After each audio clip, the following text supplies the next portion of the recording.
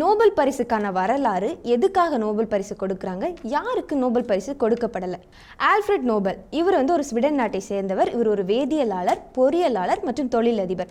இவர் ஒரு வெடிமருந்து கண்டுபிடிக்கிறாரு. அந்த வெடிமருந்து ஒரு மிகப்பெரிய புரட்சியுமே ஏற்படுது. பொதுமக்கள் நாளடைவில் அழிவிற்காக தான் அதிகமாக இந்த வெடிமருந்தை பயன்படுத்துகிறாங்க அப்படின்னு இவருக்கு ஒரு தகவல் வருது. இதனால அவர் ரொம்ப கவலையுமே அடைகிறார். 1896ஆம் ஆண்டு இவர் இறந்து போறாரு. இவர் இறக்குறதுக்கு முன்னாடி ஒரு உயில் எழுதியிருக்காரு. அந்த உயில் ரொம்ப முக்கியமானதாக இருக்கு.